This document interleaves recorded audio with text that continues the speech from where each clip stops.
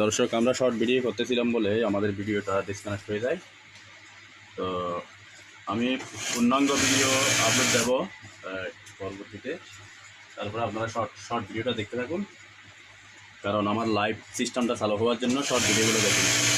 Live system যখন চালু হয়ে যাবে আপনাদেরকে আমি আরও সুন্দর করে পুরো ভিডিওটা সরাসরি দেখাতে পারবো। তো লাইভ সিস্টেমটা চালু হওয়ার জন্য আপনারা ভিডিওটা দেখুন। তাহলে এটা আমাদের 50 সাইজ। আমরা সিধা এটা ফ্রন্ট সাইজ আমরা 1 ইঞ্চি বাড়তে রাখতেছি। আমার এতটুকুই চলবে, কিন্তু আপনার কাজের এবং শিলের ধরন দেখে আপনাকে এটা কম বাড়তেই রাখতে হবে। তো আমার সিস্টেম অনুযায়ী আমি এখানে 9 ইঞ্চি রাখতেছি। এটাও হাতের মোহরে ওইদিকে আর এদিকে। এটা হলো আপনার ফ্রন্ট পার্টেরটা। আমি ওই প্রথম যেটা করছি ওটা হলো ব্যাক পার্টের হাতের মাপটা। তো হাতের মেজারমেন্ট দেখুন, আমরা এদিকে একটা সিধা লাইন টানি যাবো কাটিং করার জন্য। দেখুন, তো সেম স্টাইল ওইদিকের মতো আমরা এখানে 11 ইঞ্চি হাতের মোহরা কানি থেকে নামাবো। তো এবার এদিকে আমরা একটা মাপ নেব।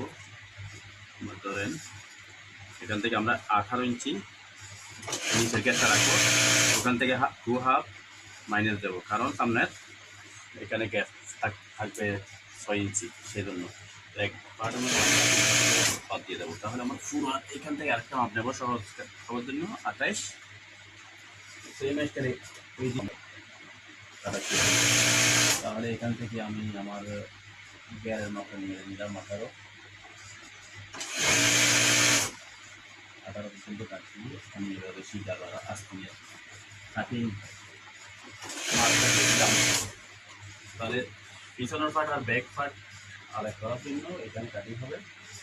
সিধা একটা আমি এখানে মার্ক দিয়ে দিলাম।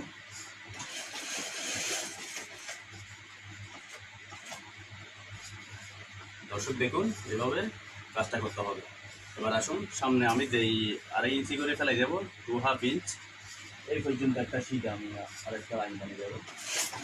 কারণ লম্বা যখন বোটা তো লম্বা হয়, সে কারণে আমাদের কাটিংটা একটু বেশ কম হওয়ার সম্ভাবনা থাকে, আঁকা বাঁকা হওয়ার। সেই জন্যই আমি লম্বা মেজারমেন্টের মাধ্যমে সাহায্যে আমি একটা কাটিয়েছিলাম।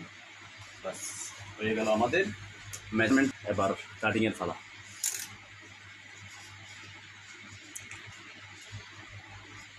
তো